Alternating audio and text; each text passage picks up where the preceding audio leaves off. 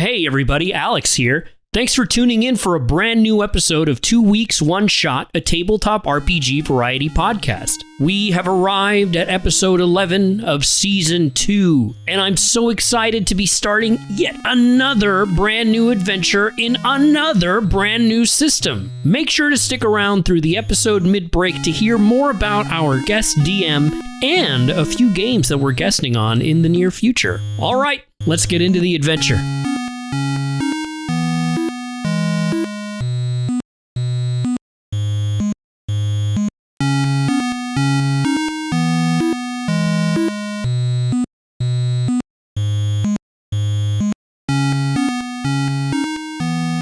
All right, opening question. You guys like me? No. I really don't, Alex. I don't know why I've agreed to any of this, actually. Oh, man.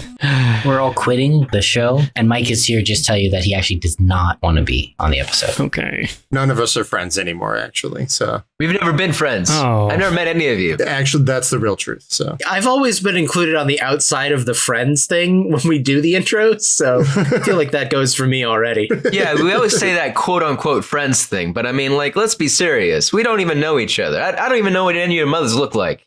Oh, except for you, Alex. Yeah, you know my mom. Yeah, I know your mom, but I guess we're friends. Stop bothering my mom. who even are you people? Harold, say hi to Alex's mom. Hi, Alex's mom. Thank you for listening, and thank you for that Patreon subscription. You are subscribed on our Patreon, right, Alex's mom?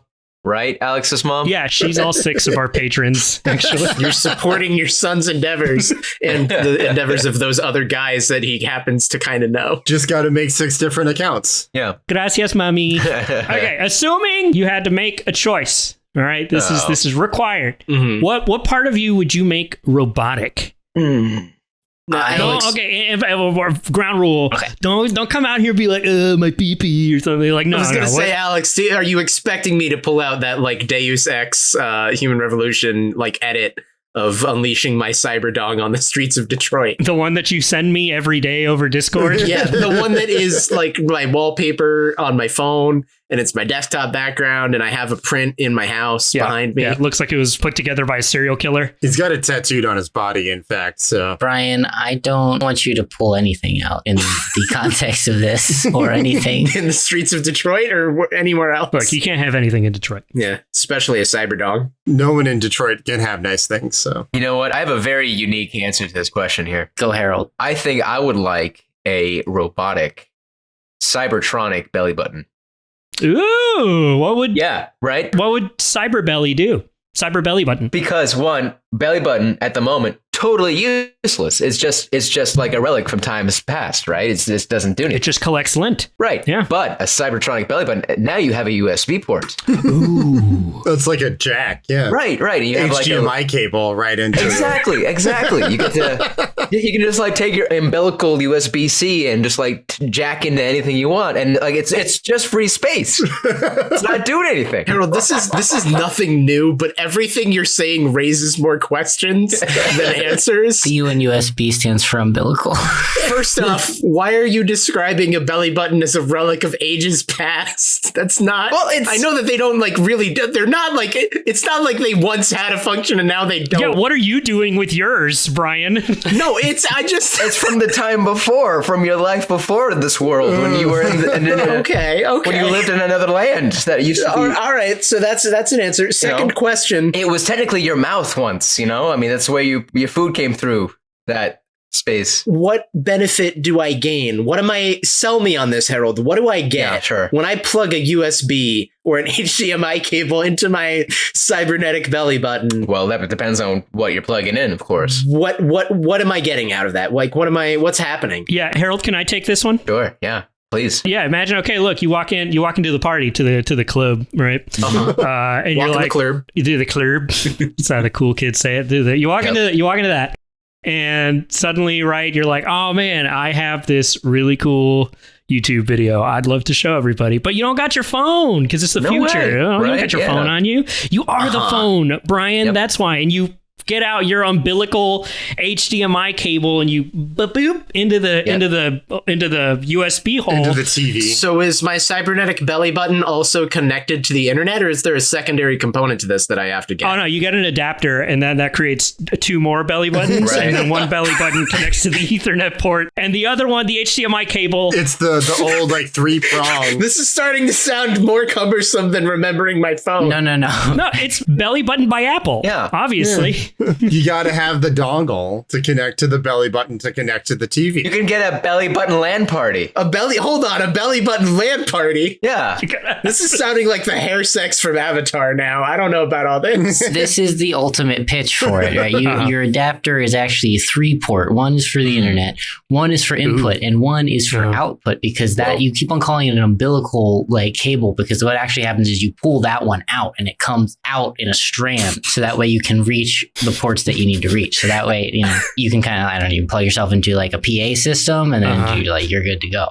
I hate the future that all of you are envisioning. Yeah, I love it. There's some slight body horror in the future that I don't know if I'm ready for. This is certainly the darkest timeline. This is the most disgusting future I could imagine. I didn't realize we were playing Cyberpunk Red today. Jeez. I'm now against transhumanism just because of this. Well, all right, Brian, what's your cybernetic body part or robotic body part? Yeah, beat that, Brian. Well, if I'm not allowed to have if we're not going cyber belly button, I can't have my cyber dong. Yeah. You're out, Bo. I feel, I'm trying to think of what else is out there. Other, like, there's the obvious answers that aren't, they're There's just nothing else out there. There's nothing else. No other options. It's belly it's buttons. dicks or and belly dicks, buttons that's all the way it. down. That's all you can choose. That's all you get. Cyber nipples. All right, just hear me out. Hold on, cyber nipples. What do they do? What are they useful for? They're satellite dishes, obviously. They're like repeating dishes for picking up signals. They're also a stapler. and a hole puncher. That's just useful. That's nice. That's thinking with your brain. Yeah, you're really gonna need to punch holes in paper in the future. They're also laser pointers. And hold on. No. So here's something though. Like, how they're like, I don't know if this is an expression that anyone actually knows, but it's used online of the joke of like, like your nipples are so hard they could cut glass. Yeah. But like that's another function is you rotate. Yeah. There's a little rotation dial on the cyber nipple. So you do physically like you touch it and rotate it around a little and it sets it to the different functions. And one of them is a glass cutter. And that's useful for all the high-tech cyber assassins so they can cut their way into a building. You pull out your cyber belly button, connect it to the dongle, start rotating your robot nipples. I don't like the future anymore. I am no longer excited for the future after this discussion. Hello, everyone, and welcome to 2 Weeks One Shot, a tabletop RPG variety podcast where we play something similar to one-shot campaigns every 2 weeks from different tabletop RPG systems. My name is Alex, and I will not be running tonight's campaign. Joining us at the table are my fellow smugglers, sentient robots, amicable slug mechanics, and friends. Introduce yourselves, everybody. Hi, I'm John, and I did not equip any robot nipples. I'm Brian, aka Helix Missionary, and it occurs to me I could have said like a cybernetic sort of shell to go on my head, but I don't know what that would do. That would probably just also be a glass cutter. That's called a helmet, Brian. Yeah. Oh, shit. We have those. Yeah. Hi, my name is Harold. You already know that. And honestly, I think I still got to stay. I'm going to stick with the cybernetic belly button because one, I mean, my big stick up is like, why, if you're going to be like cybernetic and robotic, why start with the face? We always start with the face. They're always like, yeah, take my eye, drill into my brain. No, thank you. No, thank you. I want to keep this good. I feel like this part needs to be human and the rest can go. Belly button can be robotic. Nipples can be robotic.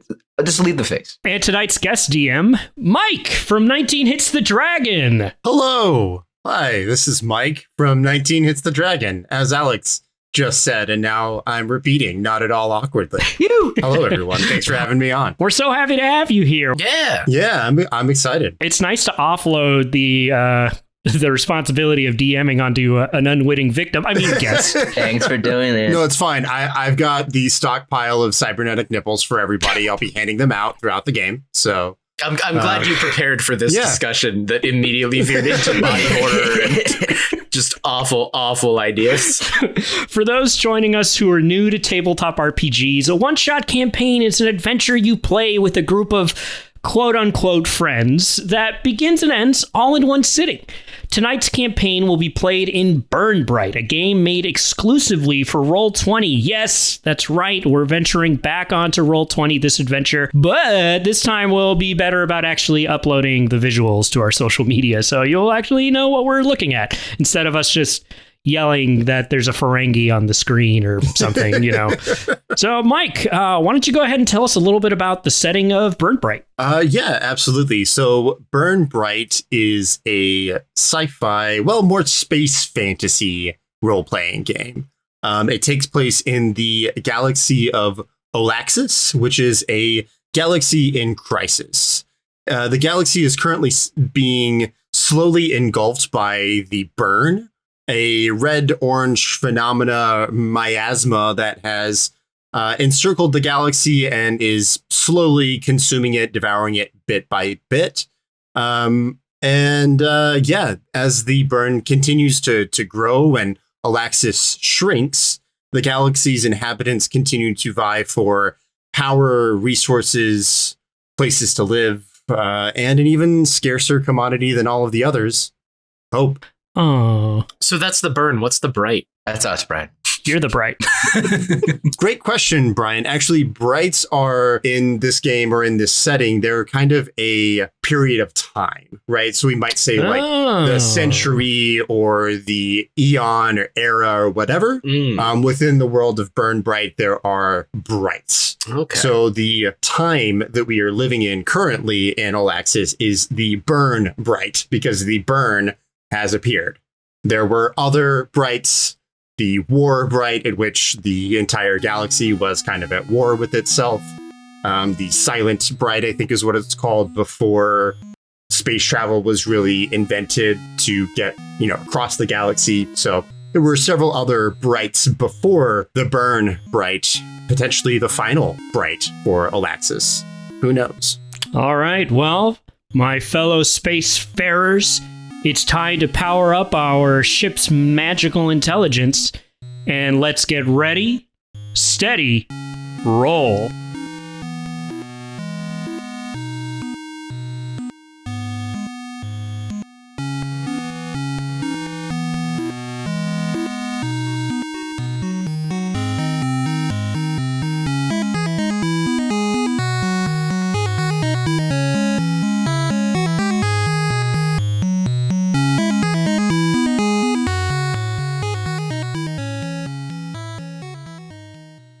Tonight's adventure is titled Feel the Burn.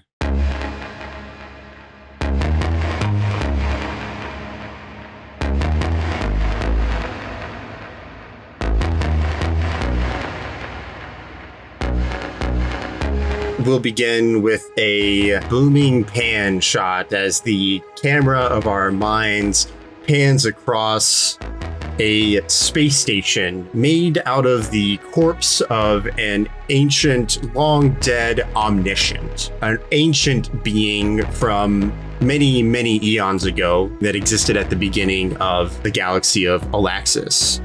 Currently, though, his remains have been turned into a space station that is abuzz.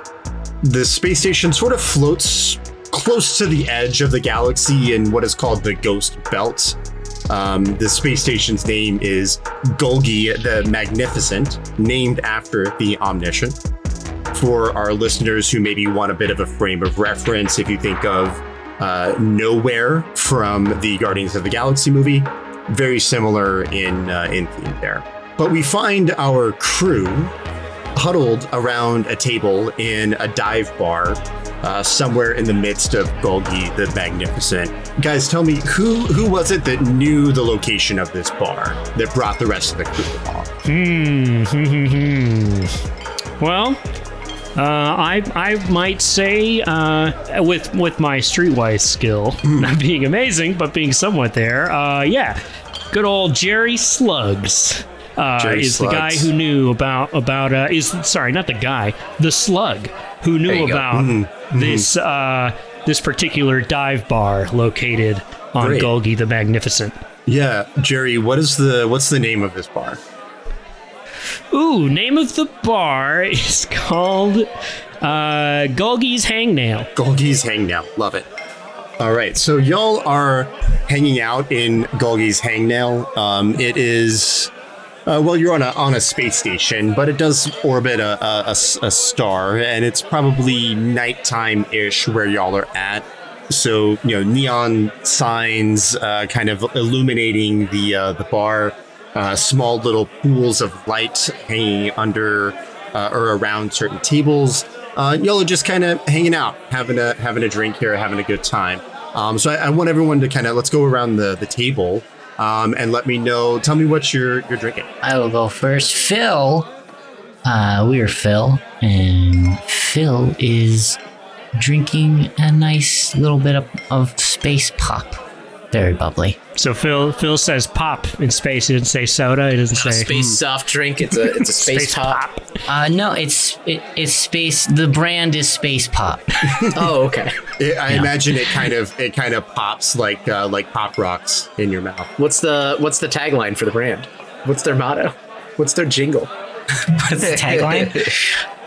It's the we're galactically generic. Space pop. For our listeners, who is Phil? What's he look like? What's his deal? Or their deal? Sorry. All right, yeah. So I'm Phil. Hey, we are a Rordan, and that means it's just a bunch of little bugs, but we all had telepathic abilities. So we decided to just become like one entity and interact with all these other people that are humanoid, and it's pretty chill. You see, Phil is you ever seen bees just all on a hive? It's kind of just like that, just in the vague shape of a humanoid.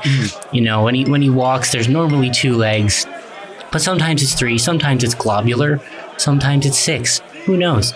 But the torso is mostly humanoid, except that it is a bunch of bugs. And he is wearing a t-shirt, and a hat, a baseball cap that match, and they sell Feligi's Pizza. That's what it says on. Does a horde of bugs that's in the shape of a person, does it wear a shirt or does it hold on to a shirt? It inhabits the shirt, inhabits right? the shirt. It inhabits it, yeah. Yes. It just seems like it'd be painful. I mean, it seems like it'd be it would take up a lot of attention for the bugs to hold on to the shirt all the time when they could just They're all connected and they're maintaining a vague shape. It's fine. Phil really knows how to fill out a shirt. Is what it comes down to. Okay. Fill out a shirt. Hey. Hey. Would Phil be maybe he's wearing all the little bugs are wearing separate shirts and they come together to make one shirt? Yep, that's it. Merchandising. All right, I can see how this is confusing, man. But we don't refer to ourselves in the individual sense unless we decide to take a break, because it just gets really confusing. Because we also have to maintain Phil as a being. So we try to separate that part of our life. Okay. All right. Well, it's me now. Hold on. Let me find it. Here. I was thinking about this. What am I going to do this weekend? It's so hard. It's so hard to come up with characters, guys. I have to go deep into my pocket, into my library of characters.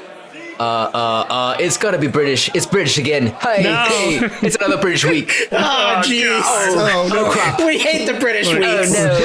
It's a different one. It's a different British accent. Different one from I've done before. At least he's not Liam Neeson this time. No, absolutely not. I will never be Liam Neeson ever again.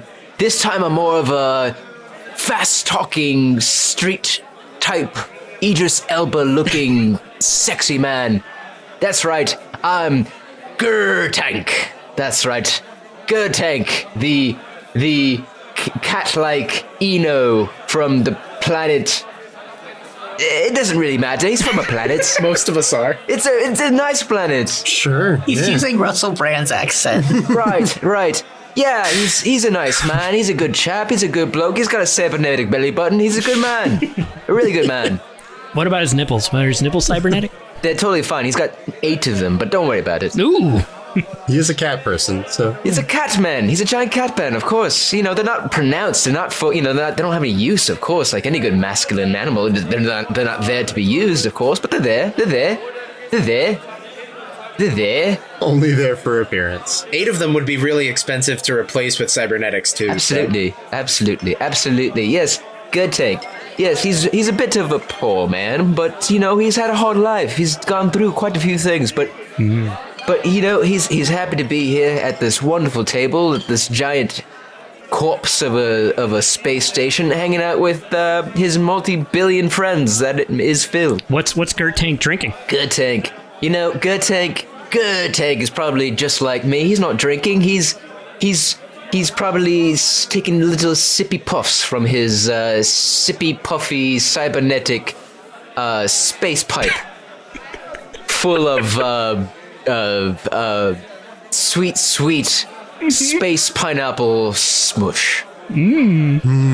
Pineapple smush. Yes, pineapple That's the good smush. shit. It's the excess waste that comes out of the warp drive of a spacecraft. It's very illegal in most parts of the galaxy, but it comes with a really great high. You know, man. You know what I'm talking about, right? I'm gonna hate myself for teeing this one up, but what's the street name for this space pineapple mix that you're? Is that not the street name? I feel like that was can't it? be the that can't be the technical name for what comes out of an engine. I was waiting for a Balfunga Dream drop over here. But Oh, that's later. I've been looking for Balfunga Dream my entire life, friend. Yo, Phil thinks that we can get our hands on that. Really? Because honestly, I've been outcasted from my last job. I used to work for a wonderful empire, and when I showed up with no Balfunga Dream, mate, they absolutely hated it. Anyway, my entire life is dedicated to finding the Balfunga Dream, so if you happen to know where I can find some, you would really wrap up my storyline very quickly.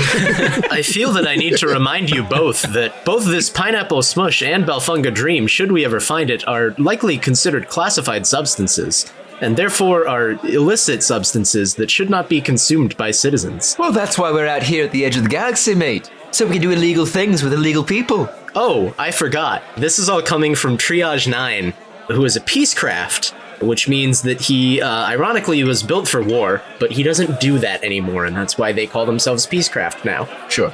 Peacecraft are, you might think of them as looking kind of like, from a lot of the art that I'm seeing, they kind of look like Transformers, but they don't transform.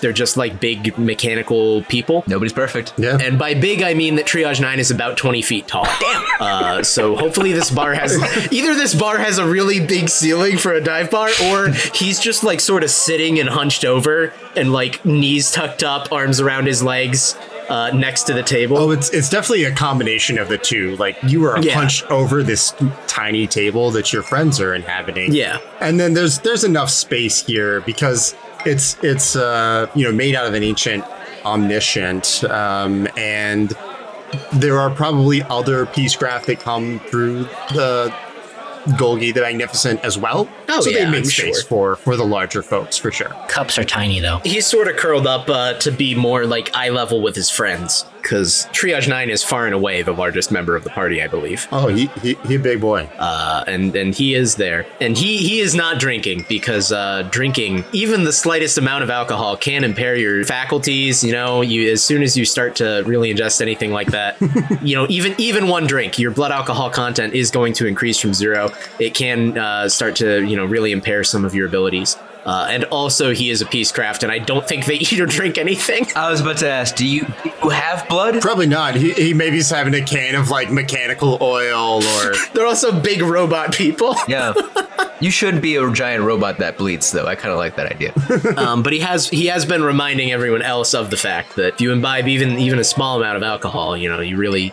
We do have to probably get back on our ship later, and he's not going to be happy if anyone's trying to fly if they try to do so without waiting at least 2 hours after their last drink. See, I totally agree with our giant robot friend. That's why I never touch anything that's alcoholic. I keep completely sober. Gertag, I feel the need to remind you that the full physiological effects of your pineapple smush are not yet known. They have not yet been cataloged. And I wouldn't have it any other way, mate. Really? It's half the fun is to find what shivers and shakes in the morning.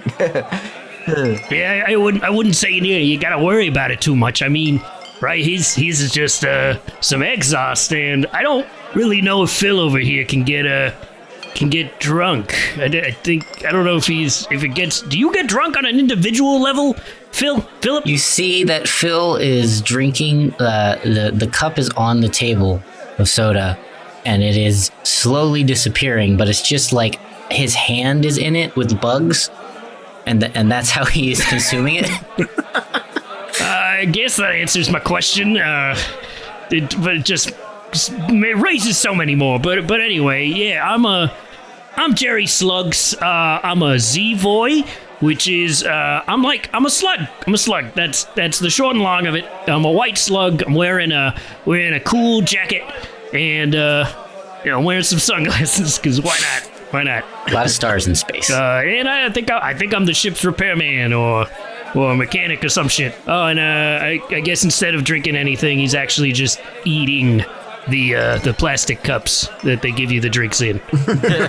Excellent. Yeah, so y'all are hanging out, having a good time with your buds here. As you are doing so, a figure approaches, and Ulren, who is kind of a guy that's like made out of like a crystal or gem almost, and he's got a big like horn coming up out of his head, going back almost like a mohawk kind of spikes going up the back of his head. And he is also kind of wearing like sunglasses, and he pops them down and looks at you guys there, and he's like, I heard you were the guys to talk about getting a pizza.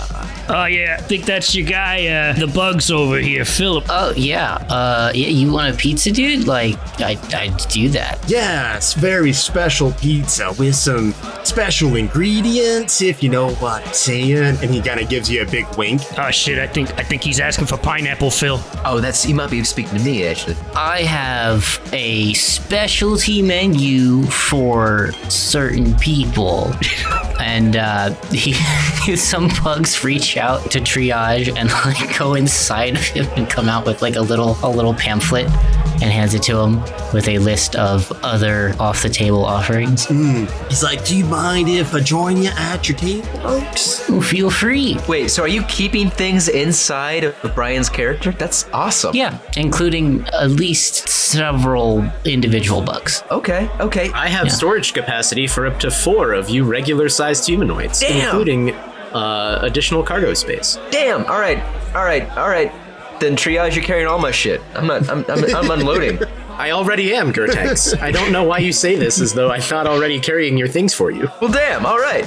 Fantastic. Just the party pack meal. Congratulations. But this Ulren will sit down at the table and kind of lean across, and he's looking at the menu, but you can tell that he's not really paying too much attention to what's on the menu per se. He's like, yeah, I have a need for a special delivery back here to Colgi.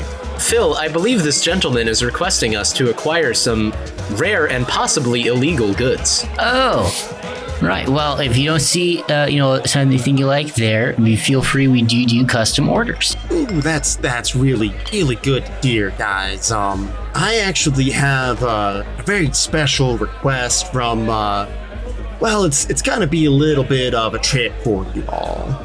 There is a glean that has contacted myself and some friends here, and is requesting pickup and some other favors for a bit of an exchange of services, if you will. We do reserve the right to waive the 30 minutes or less guarantee that's on his hat there, just so you know. Right. Oh yeah, with a delivery like this, I think there's a good chance it might take a little bit longer, and I'm okay with that.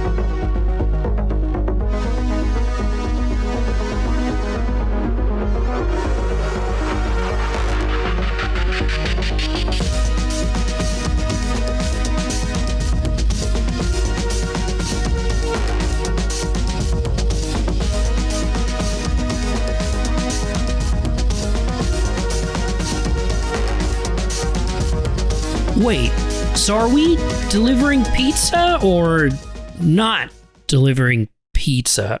I'm confused and hungry for pizza. So, a few announcements here. Make sure to check out Game Night Heroes, where Brian and I, along with Carrie Smith, are guesting on an adventure taking place in Deadlands, the Weird West. To hear this adventure, head on over to GameNightHeroes.com. That's Game Night with a K, Heroes.com. Speaking of Carrie Smith, be sure to subscribe to her YouTube channel where I'll be guesting on an upcoming adventure with some of the most talented people in the TTRPG community later in August. We'll have links to all of these announcements in the episode description. All right, let's do some Twoscast housekeeping. Sometimes when you're out taking bounty jobs across space, things go wrong and you find yourself floating in the infinite dark of space, slowly panicking as you lose sight of your ship and momentum begins to make you turn around in circles. And suddenly, you need a way to focus on something else, to get your mind off of it. Lucky for you, you have Audible installed into your cool futuristic spacesuit. So now, as you send out your distress call, you're able to relax, slow down your breathing to conserve oxygen, and listen to Leviathan Wakes by James S.A. Corey. So as your distress beacon beeps off into space, you can take some time to catch up on some of the reading that you've been missing out on by listening to it instead of reading. Because really, when you're going from planet to planet and trying to navigate complicated space routes, the last thing you have time for is to sit down and read a book. So listening to it is the next best thing. That's why we've partnered with Audible to give you a 30-day free trial by going to audibletrial.com/Twoscast. That's TWOS cast. You can head to the link, sign up for a 30-day free trial. Just dip your little toesies into Audible and see what you think. Do they have the book you're looking for? Most likely. Do they have a new podcast for you to check out? Most definitely.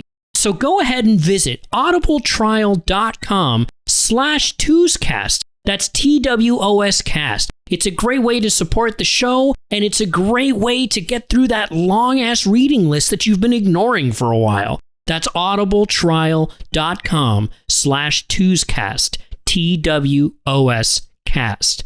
Do you have a product or website you'd like to promote? Drop us a line over at twoscastmail@gmail.com to discuss our ad spots and pricing. We'd love to feature your audio trailer or even read some ad copy for you. Thank you so much to Mike Daniel from 19 Hits the Dragon for guiding our crew of space idiots in this very thrilling adventure. 19 Hits the Dragon is a fantastic interview show where Mike connects with a variety of guests in the TTRPG scene to talk about games, mechanics, insights, and general advice for people looking to learn more about TTRPGs and how to run them. Be sure to check out 19 Hits the Dragon wherever you listen to podcasts and stick around for the end of the mid-roll to hear a preview of his show. Thank you to Rolemusic for providing our awesome intro song titled The River, and to the contributors at freesound.org for some of the sound effects and ambient noises you're hearing throughout the episode. Be sure to check the show notes for more info and links to all the music in the episode. If you'd like to support the show, you can visit patreon.com/Twoscast, and for just $2 a month, you can show us that you're enjoying the content that we make and really give us the liberty to make even more of it. We have a lot of larger projects that we'd like to do, and support for the show means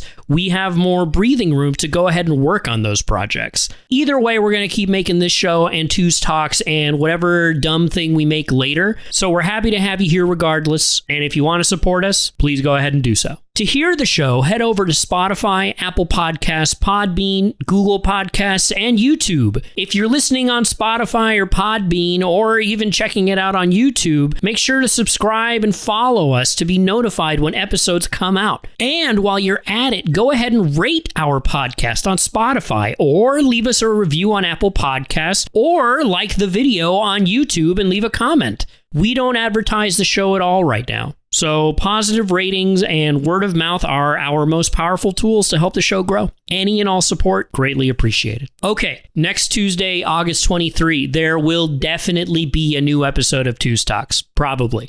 We've all been pretty busy, so it's been a little tough getting together to record these, but we're working on it. I promise. The Tuesday after that, though, August 30th, we will be continuing our adventure in Bryte with our guest DM, Mike Daniel, from 19 Hits the Dragon. Hello, this is Mike Daniel, host of 19 Hits the Dragon, the bi-weekly podcast where I interview creators from the tabletop RPG community and get answers to the long-awaited questions like, how are you so talented? Where do you get all of your ideas, and how can I do that for myself? deal with situations like, Or have you ever seen a giant earthworm? Those things are terrifying. cover hot takes, Know the rules, but know that they can be broken. And especially if it just makes it way cooler and more fun, then break them.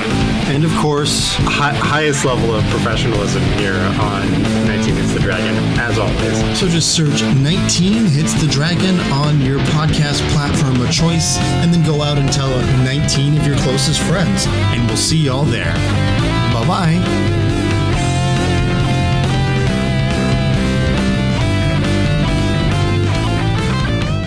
All right, let's get back into the adventure.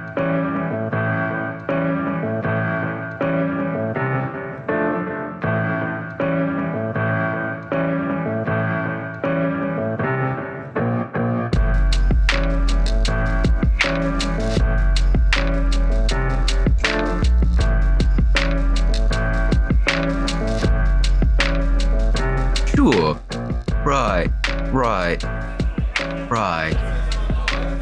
Right.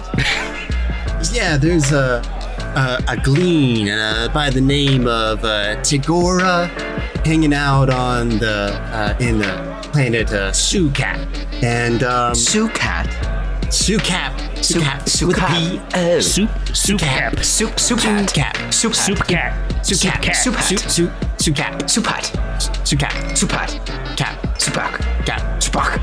Tupac? You know what? right. Whatever you want to call it, man. I don't know how things go with you Eno folk, but There's so many different space languages. It's hard to really nail down the origins of a word. it really is. There's a lot of really strange words out there across the galaxy. So you just do your best, friend. But yeah, this glean, Tagora, he's kind of stranded on the planet and has requested rescue. Now, see, the reason myself and my associates are agreeing to this is that he also has some information about, well, you guys can keep a secret, right? No, but we'll try. Absolutely not.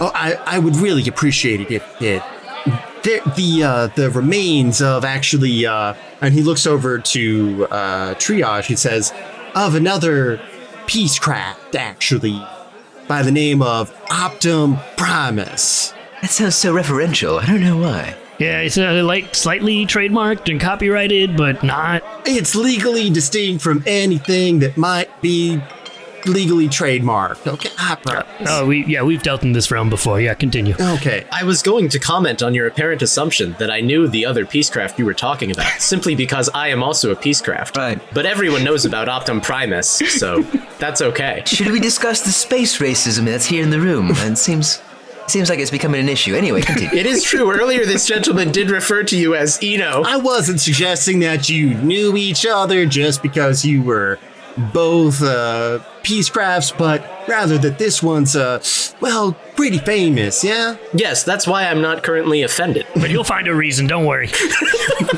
Good. I mean no offense here. I'm sure you can probably find plenty of things to be offended about if that's what you want. So, let me ask this. Tagora on the planet... Tagora, yeah. Okay, Tagora on the planet... On the planet? Tupac. Sucat. Sucat. Almost. All right, Soup Cat.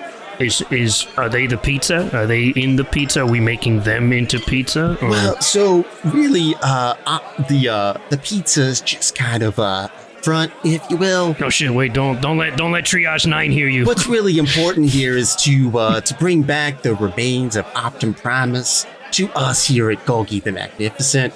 Me and my associates. So Tagora's got a parenthetical optional at the end of their name.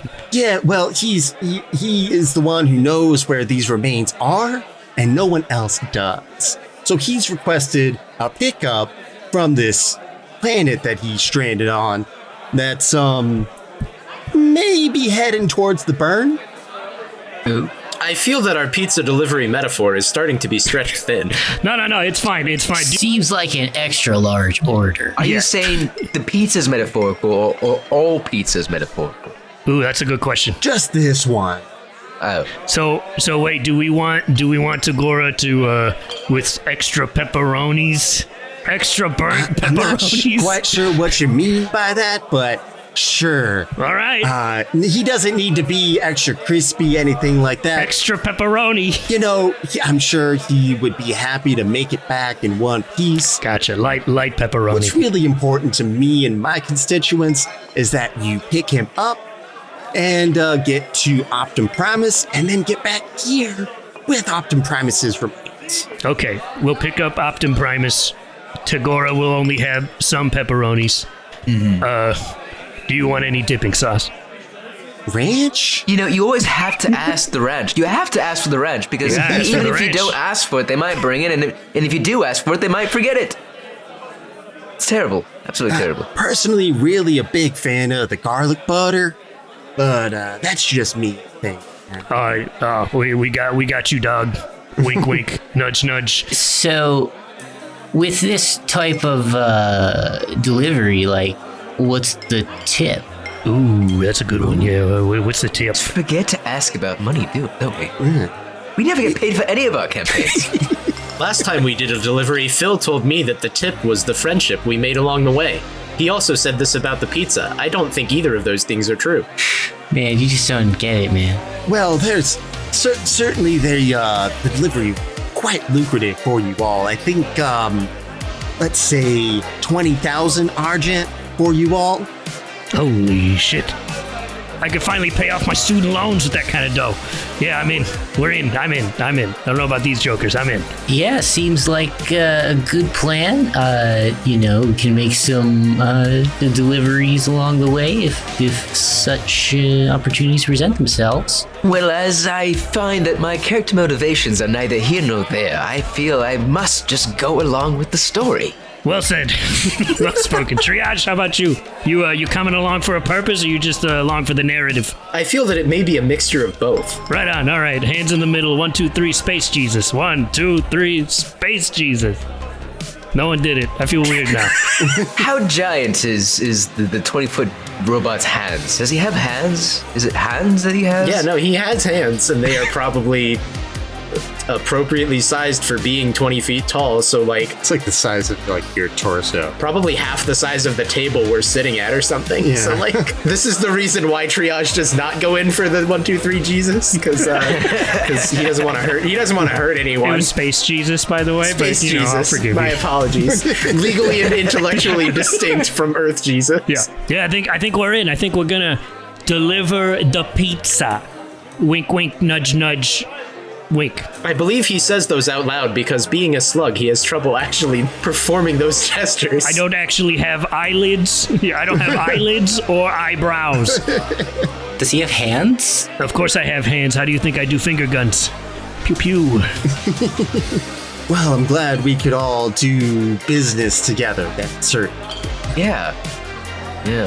So you are a slug with hands. This is good to know. Yeah. I mean, I have guns also. I do gun stuff. Cool. I can check it out. I'm gonna do cool and he flips it up, revolver ocelot style. It's super cool. Everyone's impressed. I have hands and feet and a tail. I can I just say that right now my character's not wearing any pants. Is that okay? Can I do that in a space setting? Yeah, absolutely. I need you to clarify right now, is that a thing that all Eno do in this version of Burn Bryte, or is that just Gurtank? Yeah, Mike, do wear pants? Yeah, I think, based on the art, I think canonically do not wear pants. So There you go. I'm canonically Alright, correct by the book. So it's not just that Gurtank is being a fucking pervert. It's what? No, I it's. mean, he probably is, but Yeah, it's part of it's it not too. just that, right? So I mean, yeah. But it's not because he's not wearing pants. yes. It's canonically correct that we are space cats with no pants, and Yeah. I think that's fantastic. Gurtank's sitting with his legs crossed and he pulls a Basic Instinct Sharon Yeah. Stone moment. He uncrosses them and the Riku crosses. Yeah, baby. I was like, oh no. God. Everyone averts their gaze. I do that all the time. All the time. All the time. Please, again, let me know if you ever want Gertank to be neutered. I am licensed to perform such an operation. Well, yeah, safe to say we're taking the job. I'm going to finish eating some plastic cups, and then we're going to fire up the old magical intelligence, and bing, bang, boom, go get some pizza. Guaranteed to be delivered in 30 Mai Talks or less. Yeah, it's space minutes. No, that's the Rornan time signature, and it's a year. So 30 years or less. 30 years or less. The Olren tells you his name is Bettis, and that you can reach out to him when you are on your way back. I'm glad we made a deal with the dude before we even knew his name. It's very friendly of us. Very tight. Yeah. We're very friendly like that. Anyways, let's get to the Thimple. The what now? The ship, man. Our ship. Our ship. We have a ship. We have a ship. That's how we got here. Yes, of course, our ship. The ship that we share together. Yeah. Gertank, I'm aware that I made a joke earlier about neutering you, but I would like to perform a medical examination when we return to the ship. Oh, no, it please. Seems that your pineapple smush is affecting your neural capacities. Well, of course it is, you big sexy robot. Does the good ship Thimple have an HR department? Because, good lord. Ugh. That's the rough part. Gertank is the HR department. It's really... That's right. Me and the 7 billion pieces of bugs that make up Bugman's left leg. You all finish up your drink or snack as you are having there, and head off back to the free ship Thimple, which is parked at one of the docks of the space station. It is a Bolt class ship, so looks nice and sleek, like a starfighter type ship. And as you enter, you hear a now familiar voice. I'm gonna crack because I can't do it now. Do it. Yes, you can do it. Come on, I believe in you. Let's do it. This is the moment we've all been waiting for. Yeah. Hello, welcome back to the ship, crew. That was so good. Hey. This is going to be an amazing adventure. How you doing, Thimple? We're back. Buddies, it's great to see ya again. Yeah, it's good to see you too. You glitch in the matrix. So look, looks like we got a job. How quickly can we get this hunk of junk up and running? We are ready to go whenever you all are ready. Just tell me where we're heading. Phil, why don't you clue in Thimple here on where we're going? We're on a pizza delivery to the planet Sustalak, Supek. Soup cat. Soup cap. Soup hat. Soup hat. That one. Let me see. I'm searching my memory here. Are you referring to Sucap? That's what we said. Yep, that's the one. We all said it. Yep. We all said it right. Right. All right, we'll go. It'll take it from here. It is quite a journey, but we can head out as soon as possible. And you guys all hear the kind of the roaring of engines, and feel the ship start to kind of pull away from its place where it's docked and fly off. So the magical intelligence Thimple is gonna take care of the ride there. No one needs to necessarily do anything, but even traveling at faster than light speeds takes some time. For the uninitiated to burn Bryte, do you want to give a quick explanation of what a magical intelligence is and how that's important for the ship? Yeah, certainly. Who's driving this car? Yeah, I definitely can. So a magical intelligence is a sort of sentience in Burn Bryte. It's unclear where they come from. But they have kind of been collected and stored into these modules that are placed in the ships, because artificial intelligence, that is to say like a robotic or created intelligence, tends to go a little bit haywire, kind of in the vein of like Terminator or Skynet trying to destroy everything. But these magical intelligences, these entities that have been placed in the ships, tend to be a lot more friendly, a lot more willing to interact with the folks who inhabit the ships. That's kind of a shorthand version of the lore there. Nice, thank you. Yeah, that way people know why does the ship have... It's not an AI, it's an MI. Fancy. Yes, it is very important distinction. So how does it that is there what is magic? What magic in sci-fi in space future? I believe that Gurtank is showing signs of severe neural incapacities. I will begin operating immediately. I'm simply asking an expositional question to fill in the void of why is it possible that even I, Gurtanks, is an expert in sci-fi magic of the future. In fact, it's what I'm tasked to do, really, by my people, the Eno. I have quite the reputation of being a future magic person. Are we sure he isn't one of those changeling things? Masquerading? Masquerading as the Gurtanks that we all know and tolerate? No, I'm pretty sure I'm a cat person. His physiological readout, surprisingly enough, is that of an Eno. Right. I'm just saying, it's weird, isn't it? It's weird that we're here in this super technological future and we all have magic. Man, how fast does this thing go anyway? We have this discussion every time a job takes more than 1 day to reach. I'm just saying, it might be a good conversation to have.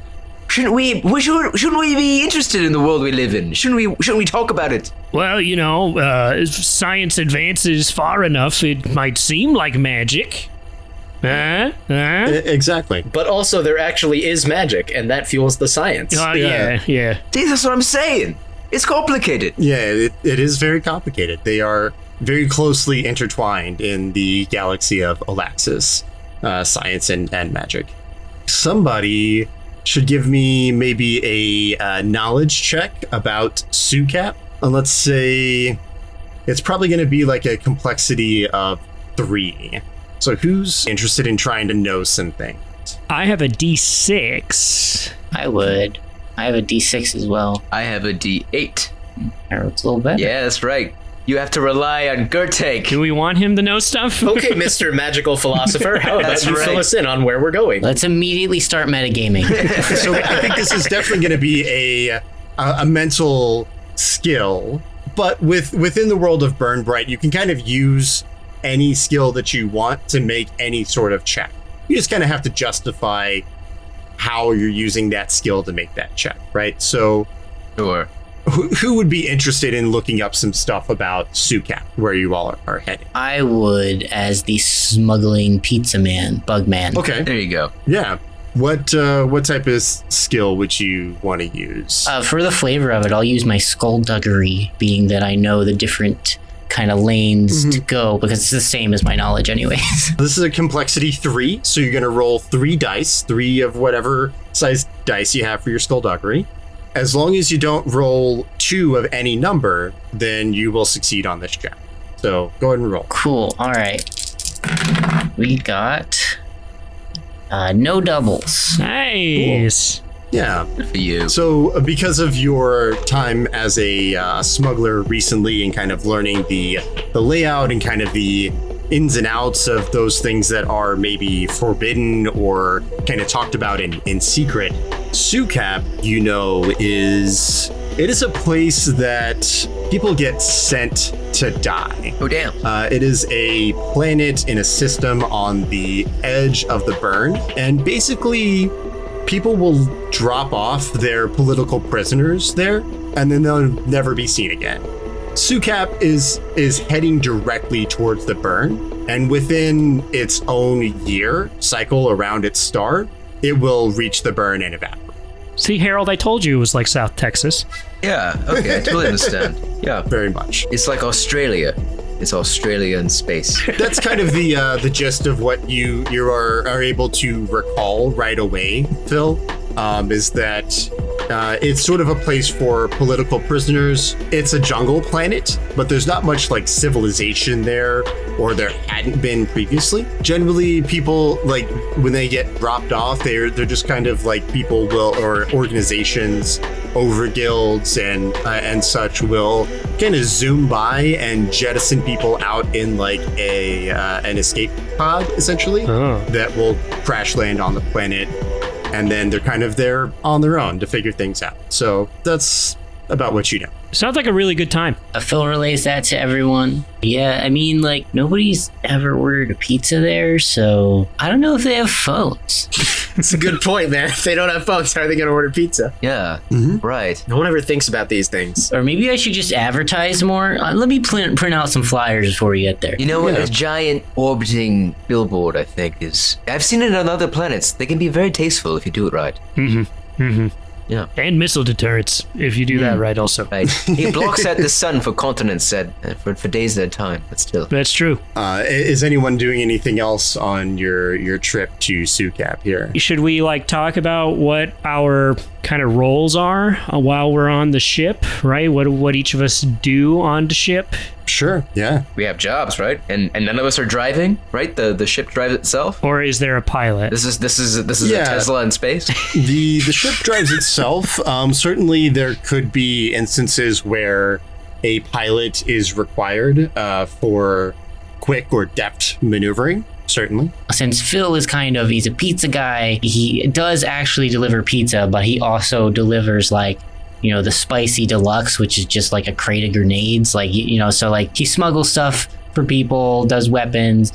So he knows a little bit of the flying, a little bit of mechanics, just, whenever he's had to fix things. Although I know the sluggy boy is a little bit more in on that. And, he's handy with a blaster and 10 knives, which he keeps inside of his body. Nice.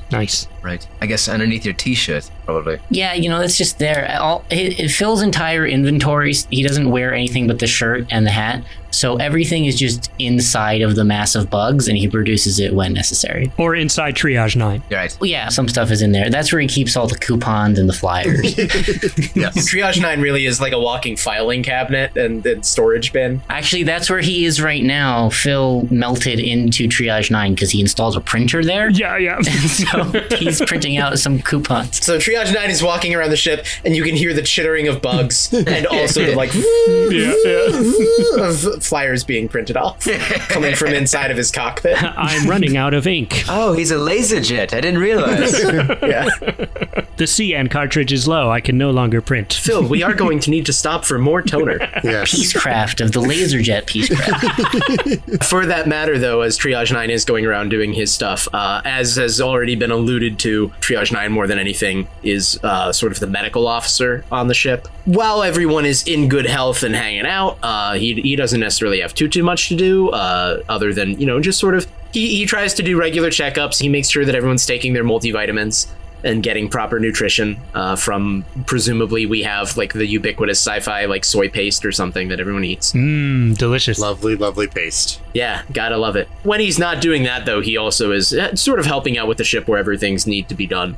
He also has a little bit of engineering knowledge, but more than anything, being that he is a 20-foot tall hulking robot man made for war, he's kind of strong, so he can help with moving things around if Jerry Slugs needs anything moved for engineering purposes, if anyone else needs anything taken care of. He's just sort of bounces around doing whatever needs done. Right, and Jerry Slugs, as I think I mentioned earlier, I'm the mechanic and engineering guy, so I pretty much anything. If a light bulb goes out, if the oxygen goes out, if the air conditioning goes out, if the toilets stop working, if I need spare parts, I usually steal them off of Triage 9.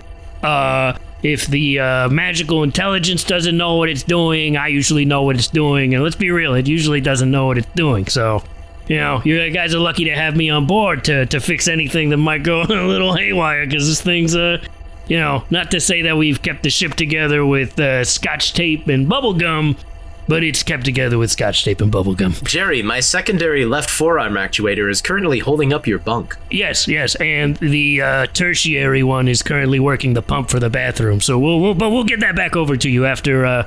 I got a busy afternoon scheduled. Let's just say that. Is that why the bidet has been on the fritz for weeks? Oh. Yeah. I gave back his mechanical left toe, which was the little switch that we used to activate it. But don't worry. As soon as he shuts off, I got you. Don't worry. You don't want to know what part of me is currently operating the bidet. Yeah. Let's just say don't get too familiar with the bidet. Yeah.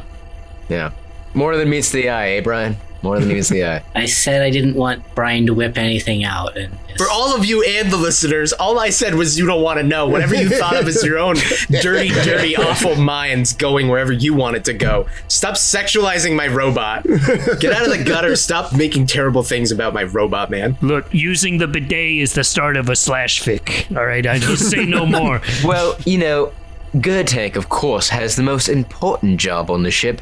He's the ship's counselor, of course, and the ship's main communications officer. As a former member of the Empire, he knows all the hot goss and gab and license requirements needed to pass through different galaxies and solar systems, and really he's just a charming chap, and not to mention he knows all the weird kinks and problems of everybody else on the ship, and he's always there with a helping hand, and just like his role model, Diana of Troy, he wears a nice, tight, form-fitting purple top and sits so politely with his legs crossed. And then uncrossed. and then the hands on top of each other. Right. Yeah. With his emphasis on like the hot goss, when we go to Gertank for counseling, Right. is it like a therapy session or is it just like talking about the local celebrity gossip? No, we just spill tea together. That's it. We spill tea. We do chisme, bro. Tea, It's yeah. fine. That's exactly what it is. We air out our grievances. We do things that only shipmates can do, which is screaming into each other's open mouths. So is this when we need therapy in only things relating to you? Because we're airing things out with each other, but not with anyone else on the ship. Gertank, I'd like to report another human resources violation. You were the perpetrator. Again. See, there you go. That's what I'm here for. Any issues between each other, between you and me, between you and you, whatever you need. That's what the ship counselor's there for. I also tell you things like, I sense danger, and that man's up to something, and I sense that he's telling us the truth, even though I'm sure you can figure out these things for yourself. And Gertank, you're leaving out your most important responsibility is that the ship's Netflix account is in your name. It's true, and really, I had to go back and change the account and delete some of these accounts, because I have a feeling you've been sharing it with your family members, and I'm not really into that sort of thing.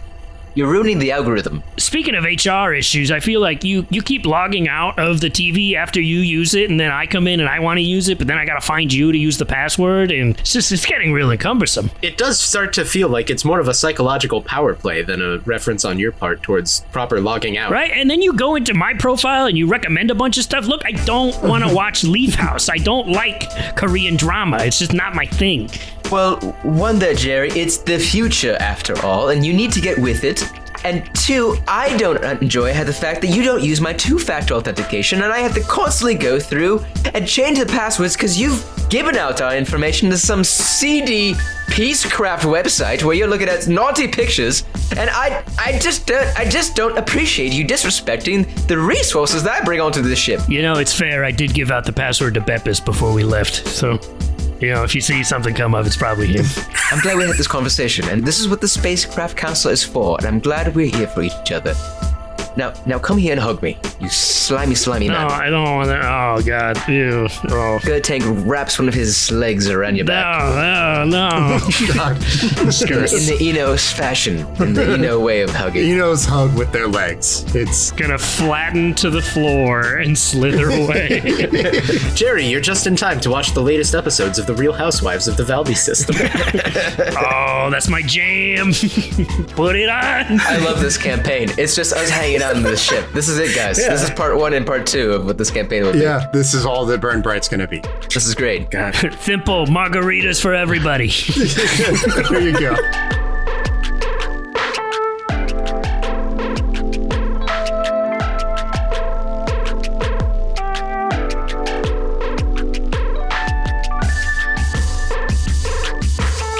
And it sounds like if you believe the theories, it's not our Tupac remark wasn't that far off the Oh, poor off the Tupac. vine. Hey, He would have had a great acting career. Just Rest in peace, man. Rip. Anyway, now that we've had our moment of silence for Tupac, what else is, Pour one out for Tupac real Yeah, quick. hold on. what else do we know about this planet? No one bring up Biggie, you dicks.